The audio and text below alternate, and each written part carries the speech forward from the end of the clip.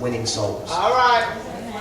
We are in the business of transferring members, but we're not winning any new souls.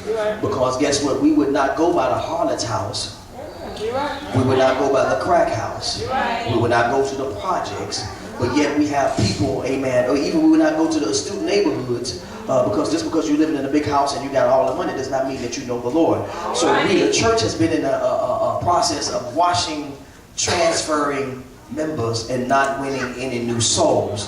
So the Bible says if you lack anything, let a man ask for what? Wisdom. Amen. And so we got to learn how to win souls. Amen. When you win souls, you are a winner in his book. Amen. And I'm trying to tell you, if we're going to be the church, we got to learn how to win souls. And so the thing about church now, we have gotten into everything else but winning souls. He left us the family business. The family business is winning souls. And everywhere you go, we're doing everything else but winning souls. We ain't talking to no new people. We ain't doing nothing. And sinners are yet still walking around in the church and outside the church. And yet we're not having anything in place that we can win souls, because guess what? We don't want to be wise in winning souls. We want to be wise with our money. We want to be wise in our relationships. Amen. Girlfriend, boyfriend, fiance, husband, wife. But we don't want to have wisdom in winning souls. So I come to tell you, church, that is an implication on today. What are we doing when we come to church? What are we doing when we go outside of church? Are we meeting any new people to try to bring them to the Lord? And guess what? Well, guess what? Because God told us to win, what are we supposed to be winning? We're winning sinners. A winner wins sinners. And then one way you win sinners is going out to dinner. We got to learn how to go out with folk that don't look like us and act like us, because you know that your whole goal is to win. Y'all ain't talking back to me. Your whole goal is to win souls. That's what he's pleased. That's how the church gonna grow. If the church not growing, it's because somebody don't have the plan to win souls. And so therefore, you may win a race, you may win the basketball championship, but guess what? God is saying, I see all these championships, football ring, everybody's winners, but ain't nobody winning in the soul winning business. He said, I didn't call you to be the Super Bowl champion or an NBA championship. I called you to win souls. And when the church has stopped winning souls, then the church might as well shut down. And we keep transferring members. After somebody get mad at this church, we transfer them back. It ain't no more new people coming to the kingdom. We keep transferring money. All right. Amen. You're right. When you transfer money from the savings account to the checking account, that ain't no new money. No, it's not. I don't care what you do. That ain't no new money. It's the same money. And then when you transfer everything in the savings to cover all your bills for the month, it's zero in savings, so you ain't got no new money. And the only way to get some new money is go out there and have wisdom to bring new money in. So come on. Y'all ain't said that to me. So winners are those who succeed at their goal and their race or plan. Y'all, what is our plan to win souls? What is your individual plan to win souls? Let me hear it. Don't have one, do you? So if Jesus left us the family business, then what are we doing with it? Keep doing us like this. We're ready to shout. We're ready to lift our hands up. Look what we do out there on the front end. You should have got in. You've been waiting on the back end. Oh, you better get it on the front end, because we're living in a time we got to change the way we're doing things. Are y'all here? Bishop, make me excited. I can't make you excited because we got the family business and we ain't doing nothing with it. Amen. Amen. I don't want to talk to nobody. Yeah, you can talk to them. Tell them what you used to do. Right. Right. And the biggest testimony you can give, how you used to be. Well, I'm still working on it. I'm just saying, But somebody needs to hear you say that it's all right that God saved you in your mess.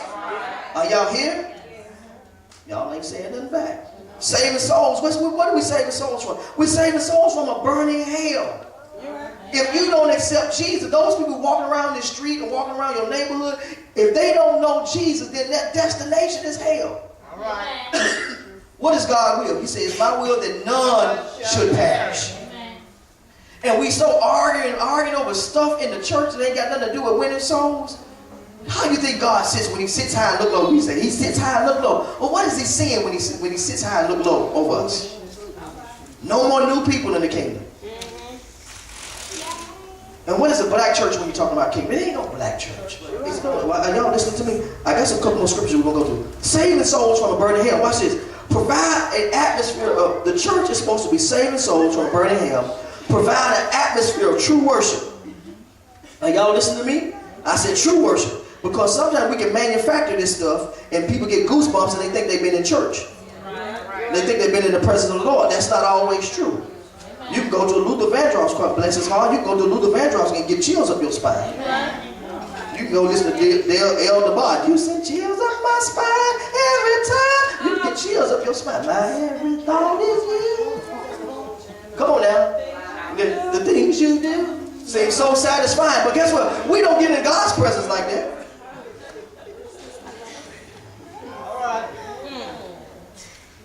Y'all ain't said that. What, church, somebody say church business. Church business. Church business, the train of saints, amen, to be a witness. When was the last time you really witnessed to somebody to tell them not about how much money you made, but how good the Lord has been? Amen.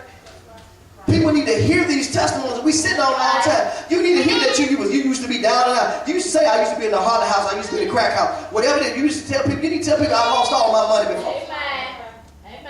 You need to tell somebody that you thought about suicide. Somebody needs you to witness to them. And if we're in the soul winning business, sometimes we need to go out of business and try to open back up in a new location. Because what we're doing now is not pleasing to God. And so it give me a good sermon that make me feel good. I got a person today that I personally evangelized. I got three, can I say this to y'all? I got 3 people that I personally evangelized they were sinners and they're saved now. Amen. Amen. How many do you have? I ain't talking about you asked them to go to your church and they had already accepted Christ. I'm talking about somebody that wasn't even trying to play that. 3 in my whole life. 3 in my whole life. And I met one of them the other day at Big Lots. Hadn't seen her in years. And she said, hey, Jill. They call me Jill. I'm just Jill. I said, hey, what's going on? She said, I got some good news. Now, when she was unsaved, her hair would be a different color every week. She had what's called one thing, eyebrow ring and tongue ring and tattoos unprofessional tattoos. And I fired her. Listen, I fired her. And I walked out to a car. I fired her because they told me to. But I wrote on her sheet, I said, I didn't want to fire her. And she cried, she said, why this? I got 3 boys. And she was sad, crying. Do you know all she did is finish high school at that time.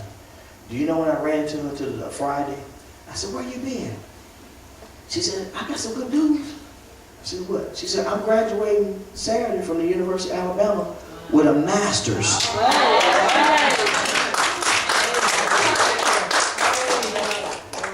You know what she told me then after that? She said, I got saved. I was going to church, but I stopped going. She said, I got tired of church folk.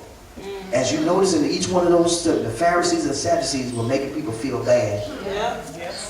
Trying to make Jesus feel bad for what he was doing. Are y'all listening to me? So she is saved, but she ain't in church. You know what I told her? I said, I don't believe God had us to come back here and meet on this island. I don't even go to Big Lots. I'm not a Big Lots fan. I am now. But when that happened, do you understand what happened? You know what happened? She got saved, got involved in church, and church ran her out. Why? Because they didn't want to accept the eyebrow ring. They didn't want to accept the tattoo. They didn't want her teaching her kids. Y'all see what I'm saying? We got to change that. Amen. Let them come with their pants down. We just keep dealing with them until, because God deals on the inside anyway. Because I got some people in some suits who are just the biggest. Trying to be nice. Stop looking down on folk because they don't have no 3-piece suit on. Stop looking down on folk because their shoes run over and everything like that. Guess what? They may be the biggest fan of Jesus once they get to know him. You done got all lazy with Jesus now. All right. You're so sure of your salvation, but you won't make sure nobody else is sure. All right. I'm telling y'all now, we got to stop. Amen. And the way the Lord is telling me, he said it has to stop. We got to change. We got to be about our Father's business. All right. Are y'all listening to me?